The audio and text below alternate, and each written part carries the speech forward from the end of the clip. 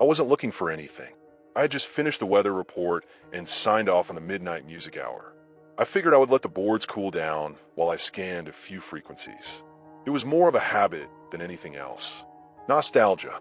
I used to do this as a kid, scan through static late at night, hunting for pirate stations and weird college broadcasts, as well as AM stations bouncing off the clouds from across the country. You don't find those anymore. Everything's locked down and lifeless now.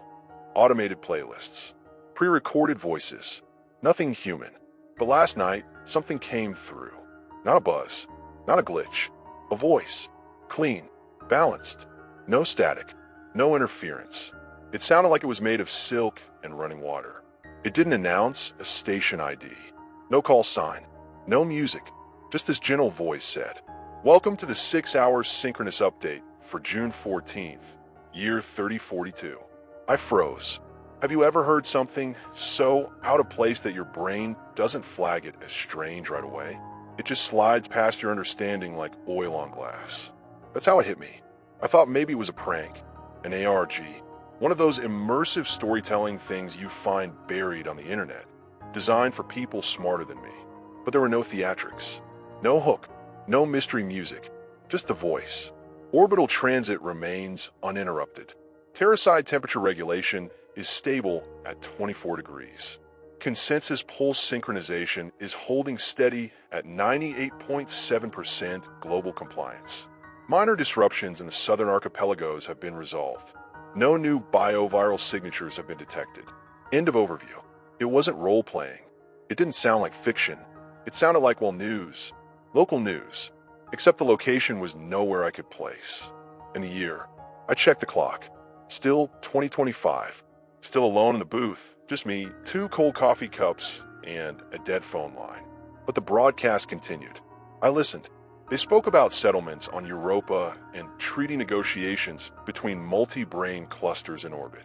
They mentioned something called the Oceanic Archive Awakening, as if it had just occurred. They described it as a cultural event, the return of shared dream sets from pre-extinction species cataloged in Pacific Repository 3. Then, this is what really got me, they paused. Only for a second, a breath. But in that moment, I swear the voice shifted. Just a little. It was as if whoever was reading the news realized I was listening. Not in a theatrical way, not breaking the fourth wall, just subtle, a slight change in tone. I noticed. I turned the dial. The voice didn't fade. I turned the power off completely. Still there. I don't know how to explain that. I don't even want to try yet. All I can say is that the sound didn't come from my receiver. It was just there like it had always been sitting in the background of the universe, and I'd only now tuned in. Now, I can't stop hearing it. It hasn't come back yet tonight, but I recorded everything. I played it back a dozen times. Every word is perfectly articulated. The audio has no distortion, hiss, or compression artifacts. The waveform is almost too clean. It doesn't behave like a broadcast. It behaves like a memory. Maybe that's what it is. Perhaps I didn't stumble upon a radio signal after all. Perhaps I caught a glimpse of something we haven't built yet. Or maybe it's not meant to be heard by people like me. But I heard it, and I think it heard me. It came back tonight. The same voice. The same impossible calm. The signal didn't fade in through static or interference. It simply appeared as if it had always been there, waiting for me to listen. I hadn't touched the dial. I hadn't even powered on the receiver. I just sat in the booth with my hands folded, staring at the dead mic light, while the world outside my little studio remained silent. Then, with no warning, no click or hiss, the voice returned. This is your 6-hour synchronous update for June 15th, year 3042. The current planetary integrity index is stable at 8.03. Lunar transport corridors are operating at 92% capacity. Aurora relocation protocols have been implemented in zones B, C, and Omega. Emotional thermal readings remain within consensus thresholds. I didn't know what to do.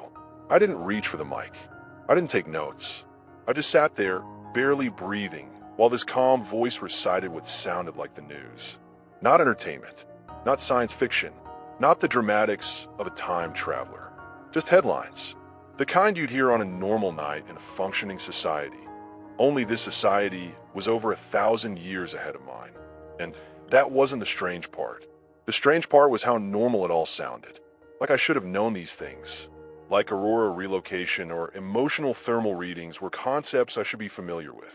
The voice didn't explain them, didn't slow down or offer definitions. It just assumed I understood. That was what made it terrifying, because the more I listened, the more I felt like I did understand.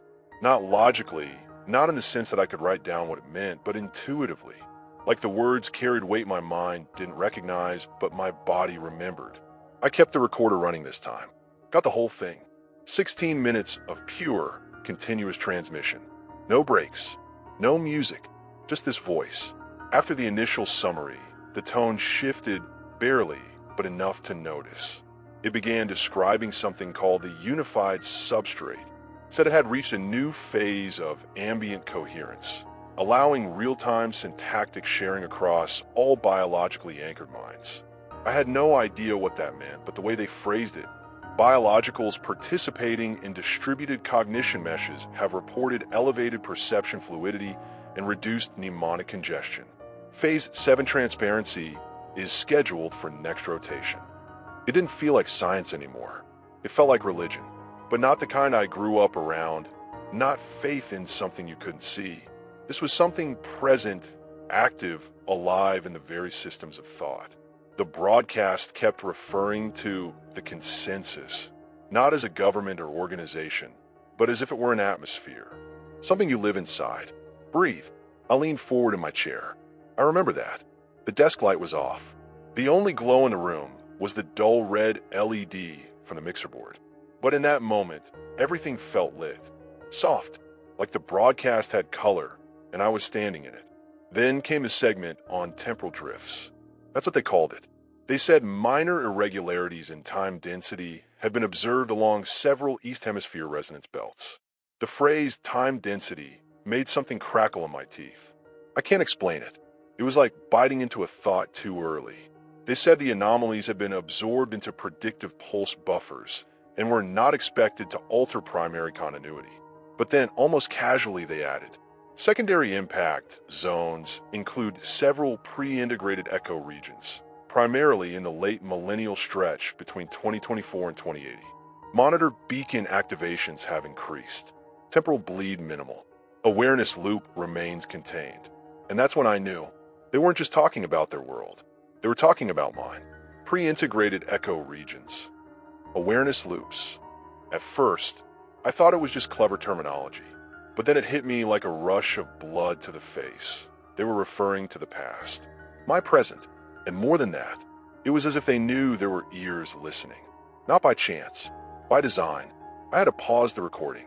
I stood up, walked around the booth, poured water, didn't drink it, sat back down. The transmission was still going, the voice continuing as if I'd never left. In minor observances, emotional detachment patterns and archival personalities have reached a new plateau. Dream sets from extinct eras are experiencing anomalous cross-resonance. The Laughing Wall in Equatorial Vault 5 has begun cycling music from the pre-consensus era. Observation protocol suggests moderate temporal proximity. The Laughing Wall. I wrote that down, over and over.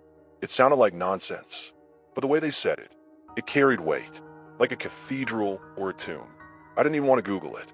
I was afraid of what I'd find, or wouldn't. The voice wound down. No sign-off, no goodbye, no music bed or outro. It just said, end of update. Frequency stabilizing. Continue as if unaware. That was it. Then silence. Not dead air, clean silence.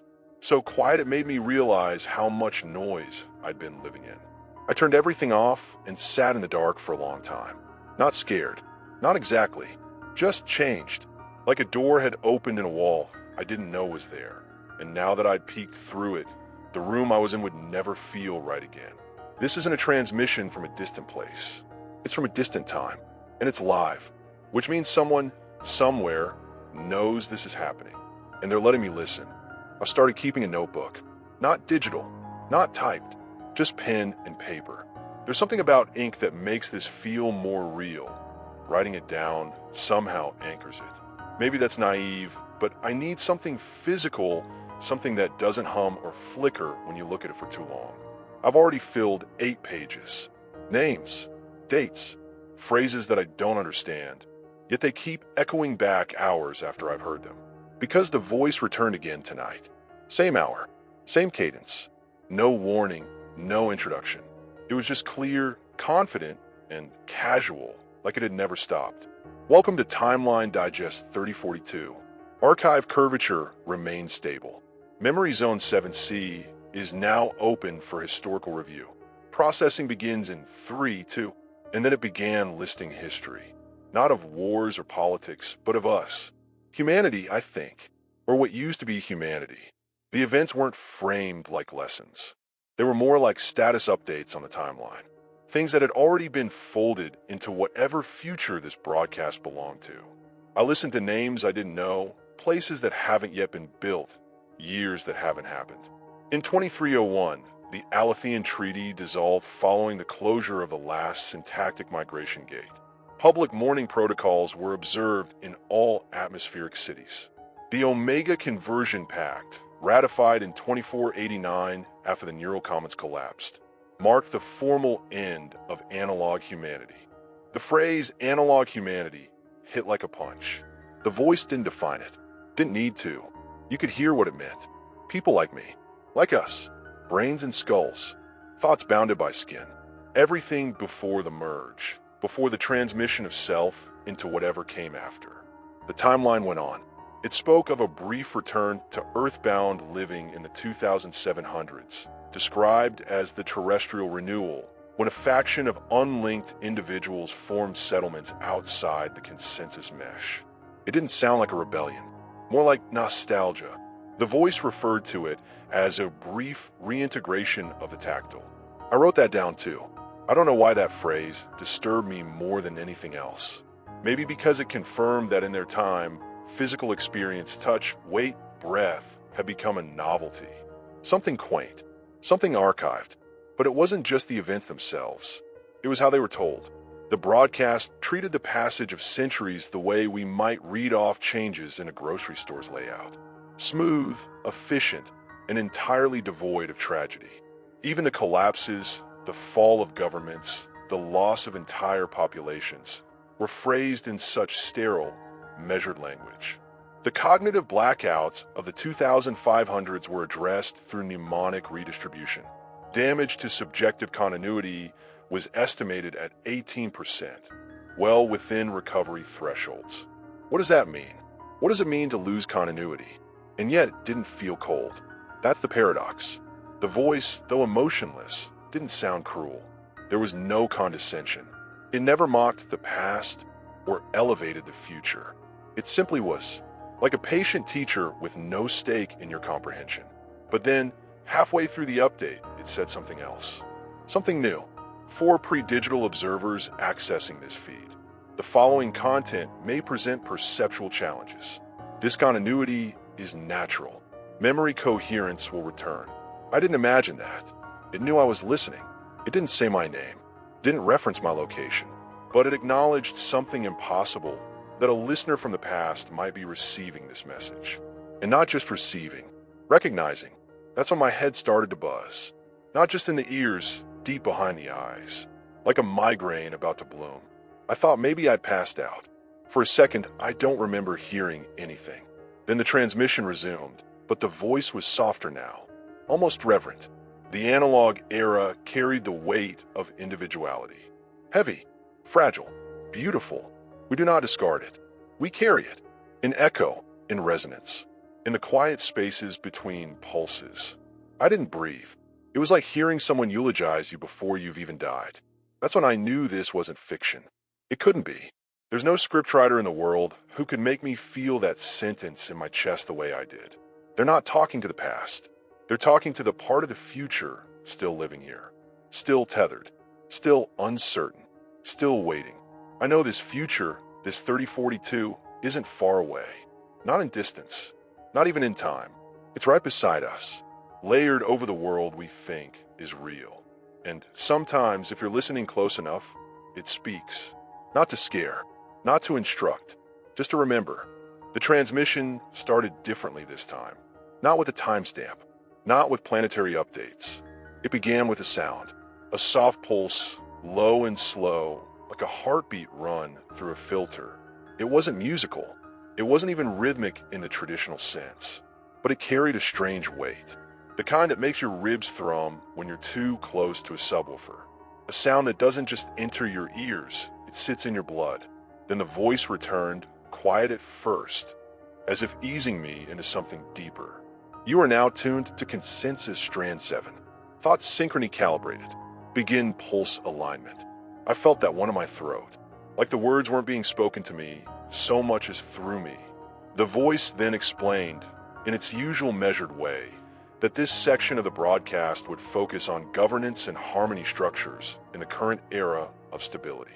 Governance, a word we've practically worn out here, stretched between politics and power, stained with centuries of failure. But not in 3042.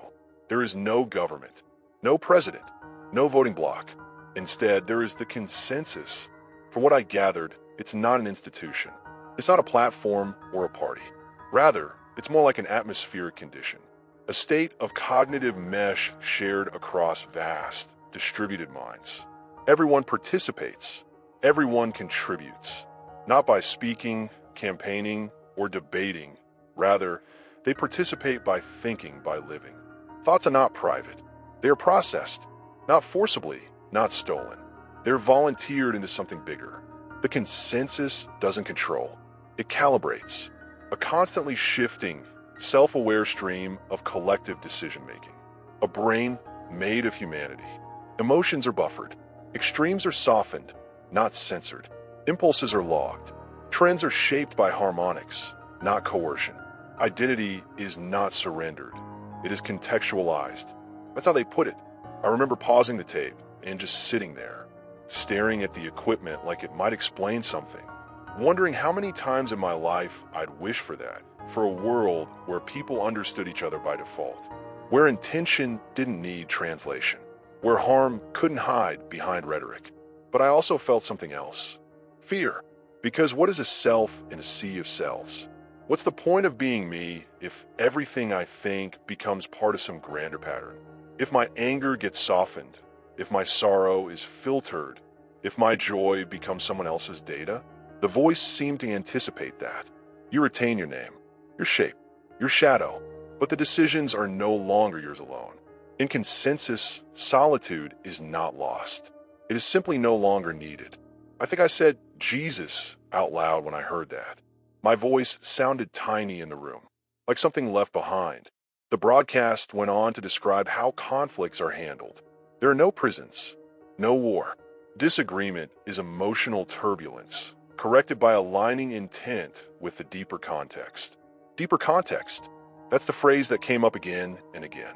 As if every choice, every decision in this future world is made not just with logic or compassion, but full awareness, a total saturation of perspective. They don't ask, what do you want? Or what's best for everyone? They ask, what is the shared shape of this moment? And then they act. No vote, no campaign, just alignment. It sounds beautiful. It sounds terrifying. The voice began listing various consensus decisions made in the past decade of their time. One involved the recalibration of grief protocol after a vault failure erased 10,000 dream personalities. Another adjusted the emotional weather in a submerged city when the inhabitants began displaying detachment echoes. Not laws, not orders, adjustments, like tuning an orchestra. And then again, as if knowing it was being heard across time, the voice said, if you're unaligned, do not be afraid. Consensus does not seek you. It remembers you. You were never outside it. You were simply early. I had to stop recording again. I don't know why that hit me the way it did. Maybe because deep down, there's this ache in all of us, that desire to belong without effort, to be understood without explanation, to feel safety without having to earn it. Maybe that's what the consensus offers. Or maybe that's just the seduction of it. Because there's a part of me that recoils at the idea, that clings to the jagged edges of independence. Only known, sure, but not dissolved, not edited for compatibility. Still, I wonder, I wonder what it feels like to walk through a world where everyone is pulling in the same direction, where empathy isn't a skill, but a setting, where loneliness is an outdated concept. The voice signed off without fanfare this time. No warning, no goodbye, just a soft fading of that heartbeat hum, trailing off into a silence that somehow felt less empty. And now I sit here, still recording, still awake, still listening for that voice to return. Because I don't know if I want to be part of the consensus, but I know I want to hear more. It started up again tonight while I was halfway through cleaning the studio coffee machine. No warning, no interference, just the voice slipping in like a calm breath after a long-held silence. Submind transfer protocol remains active. Cognitive lease agreements in orbital sectors 9 through 14 are now complete. Fluid identity exchange rates have stabilized at 3.8 trans-thought units per phase. Emotional drift remains within acceptable variance. I stood there, the carafe still in my hands, slowly dripping onto the floor. I let it fall. Not hard, just enough to hear the dull clink of ceramic on linoleum. I walked back to the board, turned up the monitor volume, and let the voice wash over me. Tonight, the topic was identity, or rather, what's left of it in the year 3042. The voice introduced the concept of subminds, fragments of personality, experience, desire, packaged thoughts that could be lent, borrowed, even traded between people. But people isn't the right word. The voice didn't use it once. Instead, it referred to sentient carriers or memory vessels. Whatever they are in that world, they're not strictly human anymore. At least, not in the way we define it. Subminds are not clones. They are curated reflections, thought shadows, each carrying specific emotional textures stored within the global resonance cloud. You can lease a submind to learn a language in seconds, feel a love you never lived, or experience loss without ever having met the person you're mourning. That's what stopped me. I rewound the recording just to hear it again. Grief access is regulated. Too much, and the carrier may drown in synthetic despair. Too little, and the process feels hollow. All mourning must pass the texture authenticity threshold before public distribution. They've turned emotion into a service. Not numbed it, not erased it, just repackaged it. The voice went on, describing how these subminds are shared during rituals, education, even sentencing. In their justice system, if you can even call it that, wrongdoers are sometimes merged temporarily with those they've harmed. Not to punish, to feel, to understand. The concept of retribution was archived in 2631. Now, transformation is the only outcome sought. When one causes harm, we do not remove them from society. We invite them deeper into it. That sentence chilled me more than anything else I've heard yet. Not because it sounded cruel, but because it sounded right, or almost right, like a melody I nearly recognize but can't place. It filled me with a longing I didn't know how to name. The idea of borrowing emotion, of uploading someone else's experience into your head, isn't new. We've written stories about that for decades. But in 3042, it's casual. It's part of daily life, part of how society maintains coherence. Want to remember what it's like to be 8 years old and terrified of thunderstorms? There's a submind for that. Want to understand the patience of someone who spent 30 years raising artificial forests on a flooded continent? You can download that feeling for an afternoon. They even use it for romance. Love forms are curated between 3 or more sentient vessels. Shared history packages are constructed for mutual nostalgia. Authenticity is grown together, then embedded. I didn't know whether to laugh or cry. I've been in love. Real love. The raw, bruising, irrational kind. The kind that makes no sense, yet anchors you to yourself. Yet, when a voice described theirs, how it's shaped like art with consensus memory, scaffolding, and mutual story fields, I didn't feel judged. I felt envy. They've removed confusion, not the mess, the suffering. The voice mentioned something called empathy scaffolds, structures within a person's mind that allow them to carry foreign thoughts without damage. Apparently, they're introduced early. Children are given small subminds to grow alongside. They don't learn history. They live it, briefly, safely. And when they age, their scaffolds grow too. A lifetime filled not just with their own experience, but thousands of borrowed echoes, each one adding to the curve of their character like sediment forming a canyon. The voice paused longer than usual after that, and then softly, "You are the last generation to feel isolation as identity. You do not need to change. You only need to remember." Remember what? The way the voice said it made me feel like I should already know. Like I'd forgotten something essential. Like this entire life of mine was only a placeholder for something deeper, something that had been shared with me once, but got buried in the noise of being alone. The voice ended with a phrase I haven't been able to shake since. "You're not being replaced. You're being prepared." And then it was gone. No sign off. No goodbye. Just the buzz of fluorescent light above the console. Just the click of the wall clock. I sat there long after the broadcast ended, staring at nothing, my thoughts folding in on themselves. Because part of me wants to believe it, that I'm not broken, that my loneliness isn't a flaw, just a symptom of living before they arrived. That someday, somehow, I could share who I am with someone, not in words or glances, but in thoughts. That maybe I could finally stop being the only one who knows what it feels like to be me. But until then, I'll keep listening. Whoever or whatever they are up there in 3042, they know I'm here, and they don't seem to mind. It didn't begin with the usual hum tonight. No calibration tone, no warm-up buzz. The voice just spoke, clear, direct, and softer than before, like it had turned down the volume on the entire universe to talk only to me. Today's historical reflection segment is drawn from the extinct years. Memory Vault reference, interval 2190 to 2655. Classification, Restoration Era 1. I sat up straighter in the chair. I hadn't realized how tightly I'd been leaning into the desk until my back protested. I hadn't expected it to come tonight, not after the way the last broadcast ended. So quietly, I almost convinced myself it had imagined it all. But here it was, and this time, it was telling me about our future's darkest chapter, the extinct years.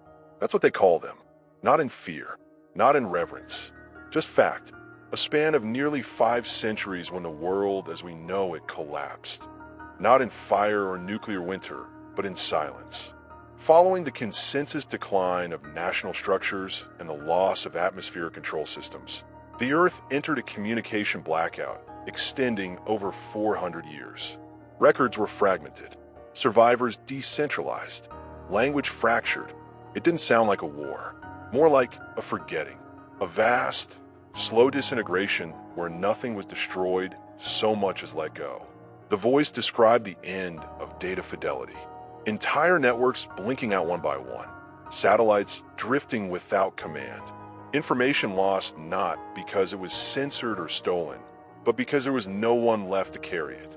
Information fell below the memory horizon. Analog humanity, lacking cohesion, could not maintain emotional infrastructure. Culture splintered. Belief became error. Most did not notice the end. They faded into discontinuity. It was the phrasing that got me. Emotional infrastructure. It's as if they were mourning not just the loss of cities or archives, but also the soft, human glue that binds thought to meaning.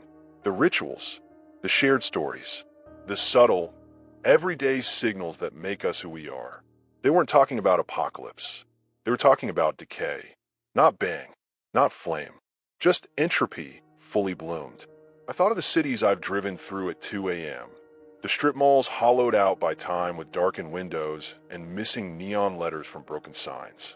Places that still stand but have lost their meaning. That's what they were describing.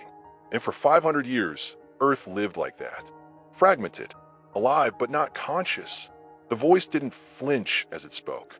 No drama, just a slow, careful recounting of loss. During the latter half of the extinct years, attempts were made to rebuild. Not through machines, but through memory. Individuals began constructing mnemonic monuments, structures not of stone or steel, but of preserved stories. Spoken, whispered, embedded in skin and sound. I could see it. Somehow I could see it. Campfires in vast, empty cities, people sitting beneath collapsed domes, reciting old sitcom plots like Holy Scripture. Children learning the names of extinct colors. Entire tribes built around the sound of a dialed tone, preserved like a sacred song. The voice continued. By 2610, the last known broadcast from the analog era was detected. Faint, scrambled, words unclear, emotion intact. It was archived, preserved in Vault Echo Delta. I leaned forward, heart caught in my throat, because the voice added, "It originated from your century." And that's when the hairs on my arm stood up. It knew, again, not just in general, specifically, my time, my era, my broadcast. I don't know how it's possible. I don't know if this is some kind of trick or signal bleed from a future that's learned how to reach back. But I couldn't shake the feeling that this exact moment was the beginning of what they would someday call the last known broadcast. And I'm still here, speaking into a mic no one listens to after midnight. A tiny station with peeling paint and a transmitter that clicks when it rains. And yet somehow, something about this night, this voice, this connection, it feels like it matters. The voice went quiet for a long time after that. I thought it had ended, but then it came back low, intimate. To the listeners across temporal boundaries, you are the seed. Though you may not see the garden, you are still the root. Thank you for holding continuity during collapse. That was the end. No music, no fade, just that. And then the room felt different. Not heavier, not darker, just watched, like the air was leaning in, like history had brushed up against the present and left fingerprints on the walls. I sat there for nearly an hour after the signal faded. Couldn't move, couldn't speak, just sat, notebook open in front of me, pen shaking in my hand. And I wrote only one sentence. We didn't survive the end, but somehow we became the beginning again. So if you've ever heard this voice, even for a moment, or if your radio has ever gone quiet and then spoken in that clean, gentle tone, listen. Because the future isn't just ahead of us. It's coming for us. I don't remember falling asleep, but I must have. When I woke up, the clock said 3:14 a.m. The room was dark, and the studio was cold enough to see my breath. The console was still glowing. The mic was off. The air was still. But the voice was already speaking. Not from the speakers, from a silence. It's hard to explain. There was no sound, yet I knew it was talking. The words landed directly in the space behind thought. I reached for the recorder too late. It had already begun. Even now, I'm not sure if I actually heard what I remember or simply understood it without sound. Then, the transmission caught up with itself.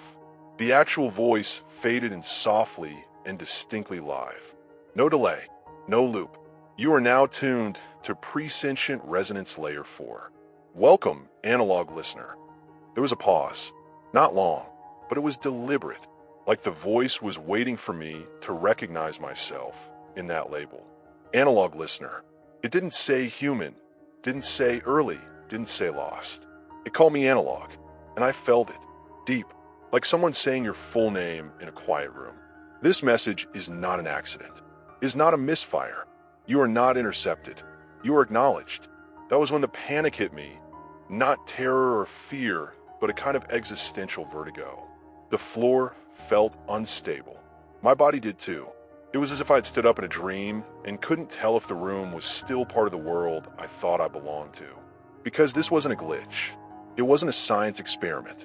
This was a conversation, or the beginning of one, and it knew I was here. The voice continued. Preservation protocols include outreach to echo-bound recipients. That is your designation. You live in the arc. You do not see the horizon. You are not alone. I couldn't stop shaking. My hands and jaw were trembling. It wasn't because I was afraid of the voice, but because of the truth in it. The quiet, terrifying certainty that this wasn't fiction or madness. Something from far ahead had intentionally reached backward and touched the fragile edge of now. The voice kept going, but it was slower. Less news, more explanation. This transmission is part of the Liminal Archive project, initiated during the final phase of post-memory stabilization, designed for recipients in cognitively linear epochs. I repeated that phrase under my breath. Cognitively linear epochs, meaning, I guess, a time before minds were shared, before thought could stretch sideways, before the consensus, before us, me. The voice said the signal is seated in deep wave frequencies, non-disruptive, buried in the gaps between radio channels the human brain is barely built to notice. But some can hear it. Some always could. They're called echo carriers. That's what the voice said. You are an echo carrier, a self that resonates beyond its boundary. I can't tell you how those words landed. It was like being told you were born with a purpose, not grand, not holy, but designed. That all this time, your ache, your strangeness, your sense that something was off, wasn't dysfunction. It was alignment. They knew I'd find them. Or maybe they knew someone would. And it just happened to be me. Then the broadcast shifted. The tone changed.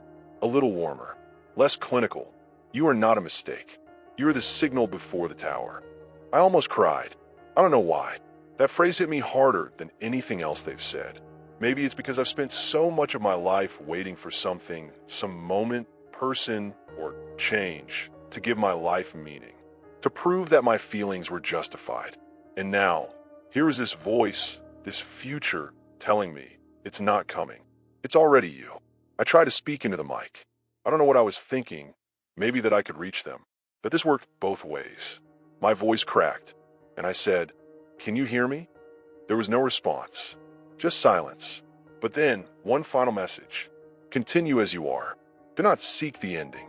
You are part of the continuity. The broadcast is not over. You are living the signal. And then, silence again. This time, total. No hum, no clock tick, not even the buzz of the power lines outside. The world held its breath. And then everything came back. The lights, the monitors, my shaking body, the sound of my own breath ragged in the dark. I'm not sure what changed, but something did. Something I can't put back. This isn't a transmission I've stumbled onto. It's one I was meant to find. And now, I can't stop listening. Because it's not just a voice anymore. It's a message with my name written somewhere deep inside it. A message that says, you're still early. But not for long. The voice didn't come back the next night, or the night after. 2 full days passed, and I began to think that maybe that was it. That whatever signal I'd found had closed itself off again and was buried deep beneath the noise. Maybe I'd imagined the whole thing. Maybe I just wanted to believe. But then, just past midnight on the 3rd night, it returned. No build-up this time. No slow bleed into the airwaves. Just one simple line, dropped into the room like a hand resting quietly on my shoulder. Cultural residues have been recovered and recontextualized. The harvest continues. I didn't even realize how fast I'd reached for the recorder until I heard the sound of it clicking on. My hands moved without asking permission. I was already writing in the notebook before I even sat down. The voice was gentler tonight. Not softer in volume, but in tone. Like it was describing something beautiful or sacred. It spoke of memory, not the kind stored in data, but the kind that lingers in habits, in shapes, in the ways we repeat ourselves without knowing why. It called these fragments residues. Cultural residues are nonverbal echoes, instinctual patterns, a child who hums an extinct melody, a gesture traced without origin, a longing with no known object. I felt something tighten in my chest when I heard that. I've had those moments, and I'm sure you have too, where you catch yourself whispering a tune you don't recognize, or saying a phrase that didn't originate from anywhere you can identify, or reaching towards someone not because of who they are, but because they remind you of someone else, something older. The voice went on, describing how these residues are collected in the future, not in labs, not with scanners, but through what they call ambient reverence. We do not force memory from silence. We sit beside it. We listen for the hum beneath language. And when it speaks, we carry it. I wrote that down immediately. They listen for the hum beneath language. Is that what I've been hearing all along? Is that what this signal is? The voice began listing fragments, not as data points, but as memories retold.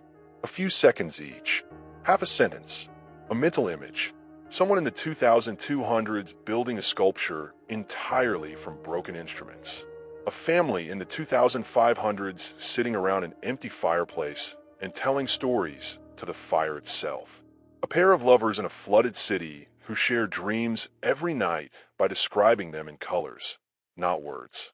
These weren't lessons. They weren't famous. They weren't even contextualized. They were just echoes, and the voice loved them. You could hear it, that subtle shift that breath between words. As if this vast, future mind had found joy in the fragile things we leave behind without knowing it. The fragments are not perfect. They do not need to be.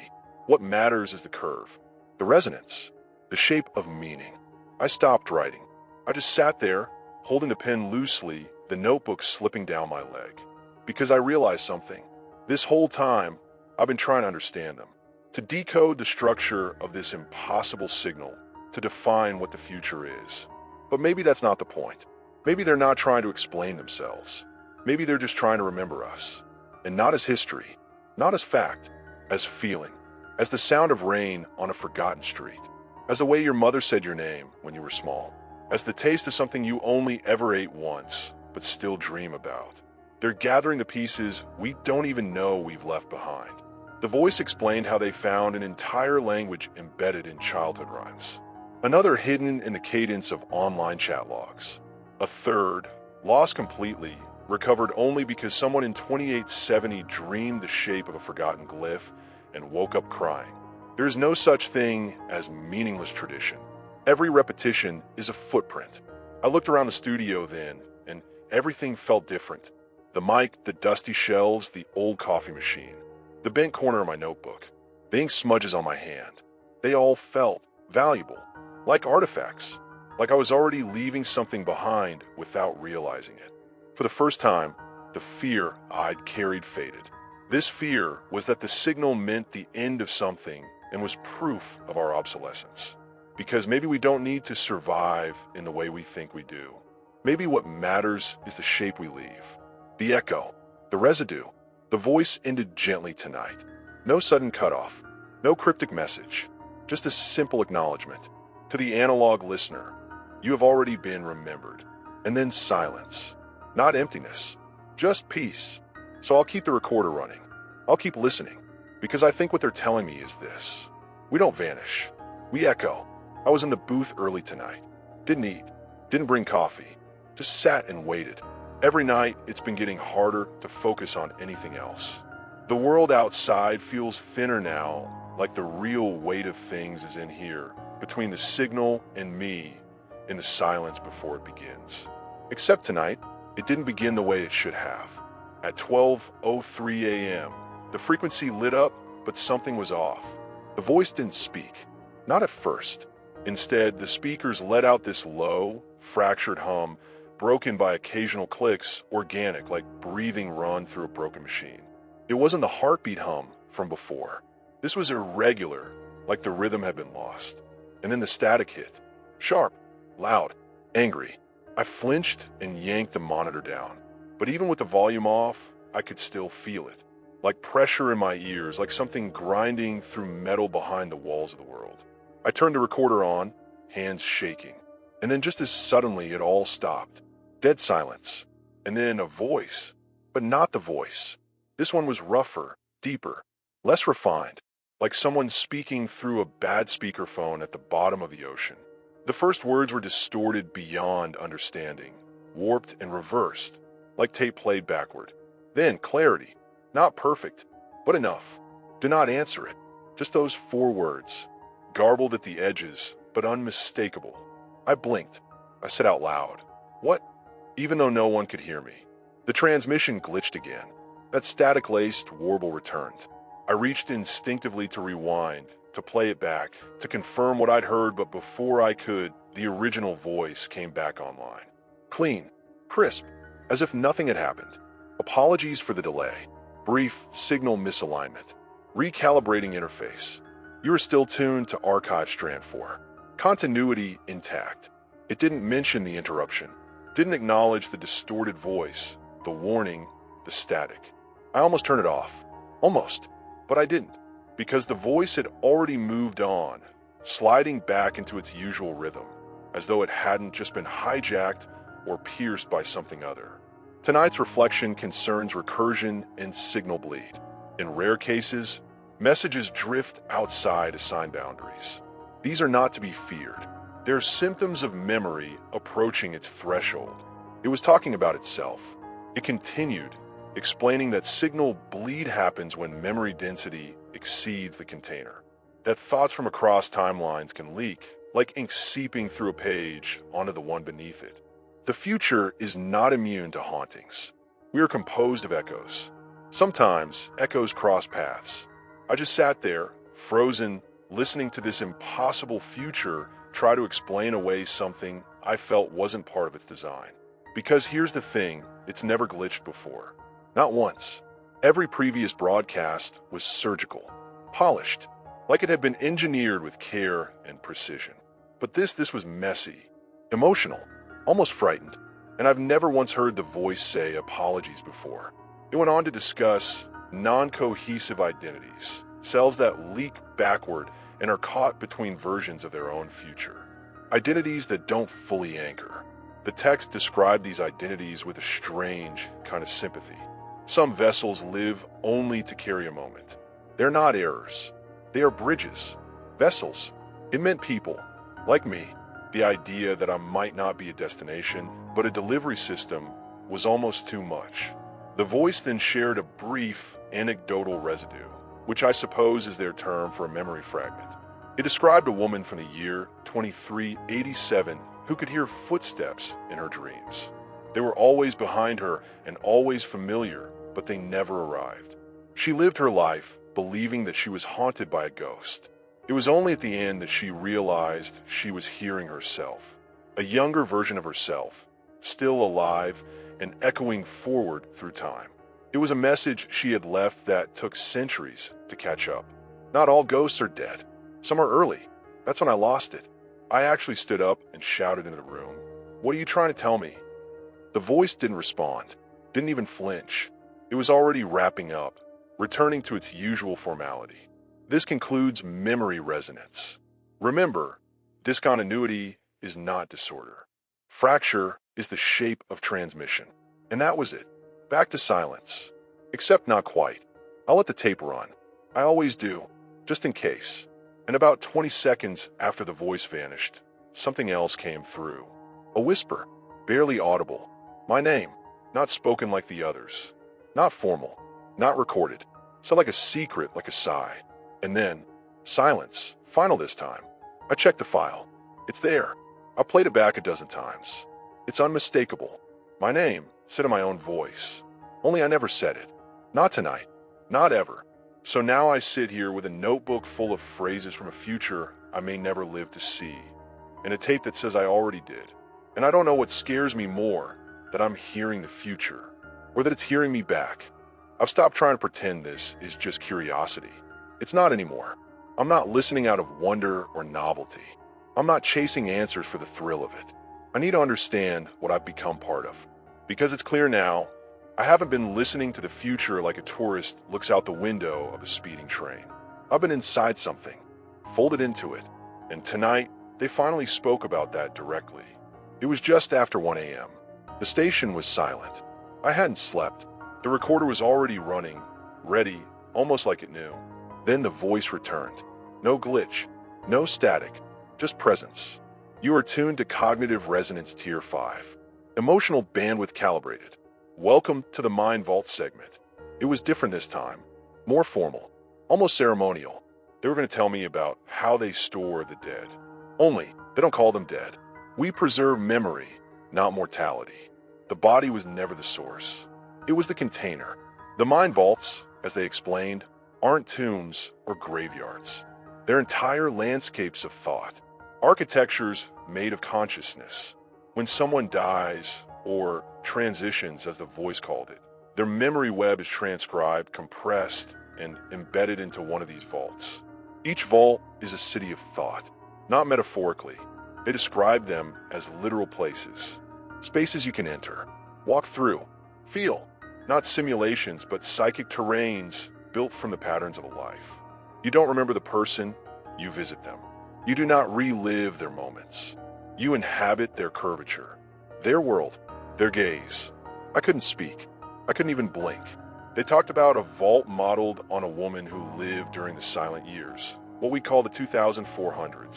She was a musician, never recorded anything, never wrote anything down, just played quietly in abandoned cities. Her vault is a soundscape, a place made entirely of tones she never realized she invented. Another vault is made of a man's fear. He cataloged every moment of terror he ever experienced, and when he died, the vault encoded them into a winding path through darkened forests, each branch a choice he never made. The mind vaults are not museums. They are conversations. That phrase, it made something break loose in my chest. I've spent most of my life trying to be remembered, not famous, not recorded, just held by someone, anyone. I've whispered jokes to empty rooms, talked to myself while driving, left notebooks half full and never thrown them away because part of me hoped, maybe foolishly, that one day someone will want to know who I was. And now I hear that in 3042, people don't die into silence. They die into architecture. They become places you can visit, roads you can walk, echoes you can love. Some vaults are open, others are sealed. The most sacred are interactive, changing based on who enters, who remembers. It's not about legacy, it's about resonance. The mind isn't archived as data. It's rendered as emotion, the shape of thought, the story of how someone felt to themselves, not how others perceive them. They described Vault G7, Lumen, which was built by someone who used to record daily audio diaries in the early 2100s. They never published them. They were never shared. But the future found them. It preserved them. They turned the diaries into a structure made entirely of whispered conversations. A place where visitors can walk and hear their own thoughts spoken back to them by someone they never met. I think I cried. I don't remember when I started. I just remember the voice saying, "The mind vaults are not for achieving immortality. They are for completeness. They hold every unfinished sentence and unanswered question, but they do not solve them." It's the most human thing I've ever heard from this future. Not science, not perfection, just a promise that no thought is wasted. And then, as if sensing how heavy that truth was, the voice did something it's never done before. It paused, not for breath, not for effect, for me, to the echo carrier receiving this. Your memories are already forming vault curvature. You are being preserved in real time. I stared at the mic, not moving, not breathing. That means all of this. This station, this notebook, this voice is already part of the structure. It's already archived. It's already echoing forward. Not a transmission, a transcription, a memory written from within. You will not be lost, even if you are forgotten. And with that, the signal ended. No outro, no signature tone, just the lights above me humming as if they'd been listening too. So I sat in the chair, heart slowing, knowing the broadcast was over for now, but that something had changed again. Not just the future, me, because maybe I've already become a place, a road, a soundscape. Maybe someone in the far-flung silence will walk through my thoughts and say, "I remember this. I was here once." And maybe that's enough. It returned just past 2 a.m., later than usual but clearer, sharper. It was as if it had been waiting for the right moment to re-emerge. The signal hit like a note I'd heard in a dream before, and I didn't realize I was holding my breath waiting to hear it again. The voice was different tonight. It was still calm and impossibly measured, but its focus was different. It didn't discuss systems or society. It didn't mention archives, the consensus, or preservation protocols. It talked about me, not by name, but close enough.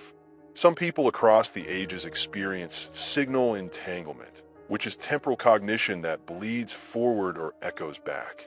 We call these people time-hooked listeners. The phrase landed in my head with the weight of a verdict. Time-hooked.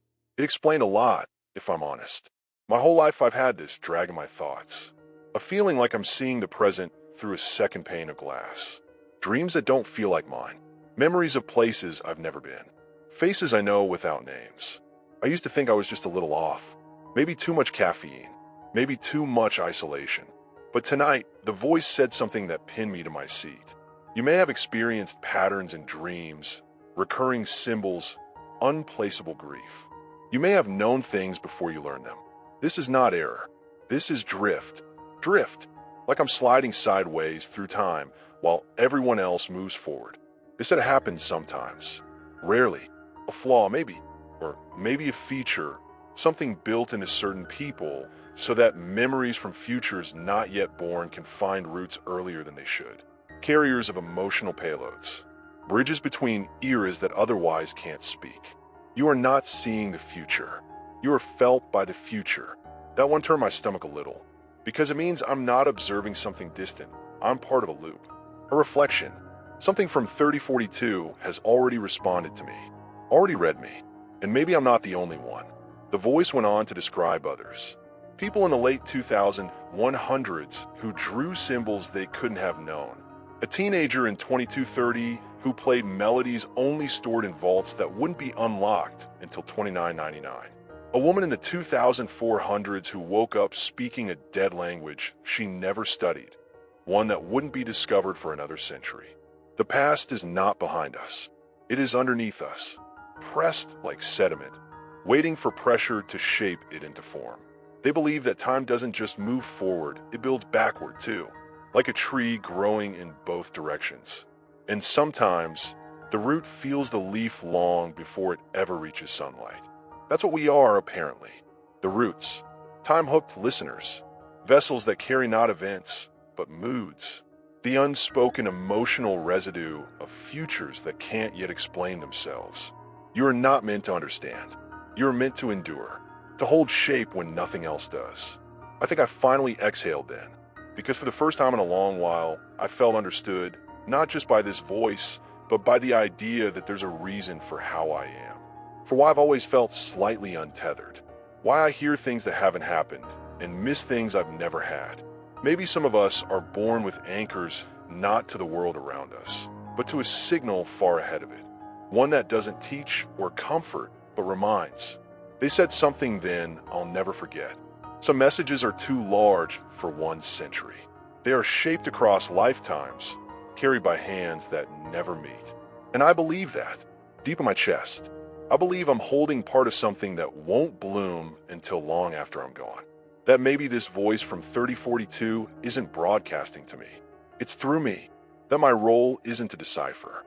It's to feel, to transmit, to keep the shape of the message intact by letting it pass through my life, my days, my long, empty hours in this booth, this voice on repeat, this notebook filled with lines that feel like someone else wrote them. The voice didn't end the broadcast tonight with data. No summary, no index, just this. If you're listening, know this. You are not the first echo, and you will not be the last. Thank you for carrying the curve. Then silence, but it didn't feel like absence. It felt like a pause in a sentence that hasn't finished. I think they're still speaking, even now, and I think I've always been answering, even before I knew how. I didn't expect a voice to return tonight. After last night, I thought that might have been it, the peak, the revelation, the final sign-off before whatever thread tethered this impossible signal to my time was cut for good. I even wrote it in my notebook before I left the booth. If it ends here, it was enough. But of course it didn't end. At 12:46 a.m., the lights in the booth flickered, just once brief but noticeable. And then came the hum. Not the usual prelude. Not that soft, patient tone I've grown used to. This was anxious, faster, almost mechanical, like the signal itself was under stress. Then the voice arrived, sudden and direct. This channel will resynchronize in 21 minutes. Please prepare for discontinuity. I didn't know what that meant. Not really, but my body reacted before my mind could. I locked the door to the studio, turned off the main board, even though I knew the signal didn't rely on it. It was a reflex, a superstition, as if shutting off the things I understood might help keep the things I didn't from coming through too hard, too fast. The voice continued. Synchronization drift is natural across long-term echoes. To maintain curvature fidelity, periodic resets are required. This is not erasure. This is integration. It sounded so calm, as if what it was saying wasn't terrifying, as if I wasn't sitting here in the dark, gripping the edge of the desk like I might fall through it. Integration. Resets. Words like those don't land gently. But the voice wasn't done.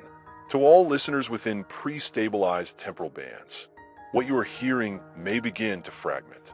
You may notice changes in memory, time flow, or personal narrative. This is normal. This is temporary. Normal. Temporary. I wanted to laugh, but the lump in my throat made it impossible. The voice shifted then, just slightly, not in tone, but in rhythm, faster, like it was trying to get everything out before the window closed. It began listing signals, coordinates, timelines, frequencies. None of it meant anything to me, but the way it spoke them, it felt like an evacuation plan, like lifeboats being launched in the last moments before submersion. If you have heard us, you are now indexed. The broadcast has logged your resonance. You are part of the transmission. That's when my hands started shaking again, because this wasn't just a message anymore. It wasn't a one-way signal. It was a system, and now I was part of it. Indexed, whatever that means. I thought about what the voice had said before, about time-hooked listeners, about cultural residues, about echo carriers, all these phrases that sounded poetic until they didn't, until they described me. What does it mean to be part of a message? What does it cost? The voice wasn't offering reassurance anymore. Not really. It was offering perspective. Cold, clear, absolute. You were never outside the archive. You were always within it. Continuity is not linear. It is recursive. You are remembered into being. That line, I'll never forget it. Remembered into being. As if I'm not alive because I exist, but because someone else remembers me existing. Like memory is the glue, the permission, the truth of identity. And if that memory resets, who do I become? The voice gave no answers, just continued the countdown calmly. Synchronization realignment begins in 9 minutes. No action required. Please allow pattern drift to complete. I stood then, pacing, fast, talking to myself. I said things like, what does that mean? And are you rewriting me? And why me? Why now? No response. Only the voice, steady as ever. If your self shifts, do not resist. You will return. You always do. I sat down hard, stared at the mic, at the console, at the blinking light on the recorder. All of it felt like props on a stage I no longer understood. This wasn't a radio station anymore. It was a terminal. And then, 5 minutes out, the voice changed again, suddenly warm, impossibly human. It said my name. Not just the name people call me, but the one I've never said out loud. The one buried beneath it. The name that only surfaces in dreams, in grief, in the quiet terror that no one really knows who you are. The voice spoke it like a lullaby, then said, you are not lost. You are about to align. I think I stopped breathing, because in that moment, I wasn't afraid. I was ready. And then, silence. No crackle, no fade, just a kind of stillness I've never felt. Like everything stopped, held its breath with me. And I think this synchronization began. I can't tell what's changed yet, but I feel it. The edges of things feel different. Softer, maybe like I've been wrapped in something bigger than the moment I'm living in. Maybe I'll forget this. Maybe I'll wake tomorrow and think it was just a dream. But if I remember anything, I want it to be this. The voice didn't promise survival. It promised resonance. And somehow, in a room no one else sees, on a signal no one else believes in, I was remembered into being. And that's enough. The night after the synchronization, I didn't sleep. I tried everything. I turned off every light in the booth, laid back in the old vinyl chair with my eyes shut, and even counted backwards like I used to as a kid. But the silence wasn't quiet anymore.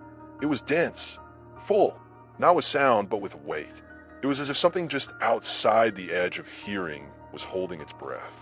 I don't know how long I waited. Time's been strange lately.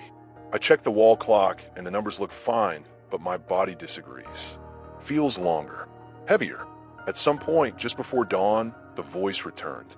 No fanfare, no build-up, just a soft, simple phrase dropped into the room like it had always been there. This will be our final point of contact. I didn't panic. I just sat forward, pen in hand, already writing before I realized I had uncapped it. Not out of habit, out of need, because this time felt different. Not like an ending, but like a boundary, a horizon being reached. The voice went on. You have carried well. The transmission held. No loss. No corruption. That is rare. I wanted to respond. I wanted to ask, what do you mean, no loss? What held? What was I carrying? But I didn't. I knew it wouldn't provide an answer I'd understand. Because answers aren't the point.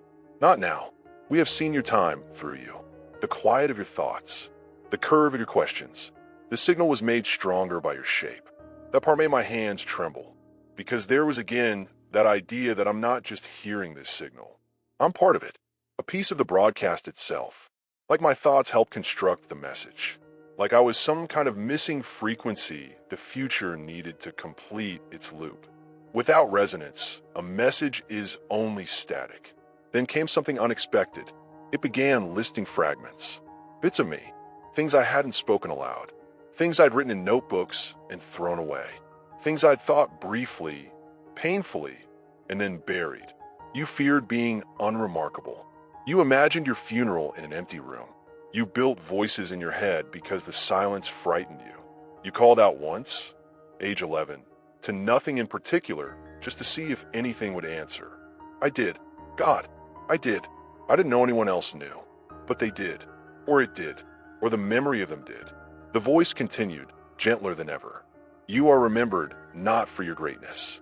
You are remembered for your frequency, your tone, your echo. And that word, echo, keeps returning, doesn't it? It's never called me a person. Never once said you lived or you mattered. Always, you echoed. I don't think that's an insult. I think it's the most sacred thing they can say. They describe something then I didn't expect. A place. A structure they've apparently built in 3042 using the fragments I've left behind. A vault, but not like the others.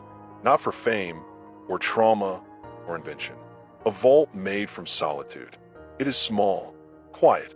One room, a radio console, a desk, a chair with cracked vinyl. Visitors sit. They listen. Your questions play on loop. No answers. Only your voice wondering. That's when I started crying. Not loudly. Not the sobbing kind. Just quiet, relentless tears like something inside me had loosened. Because all this time I thought I was screaming into a void. But I wasn't. I was shaping one.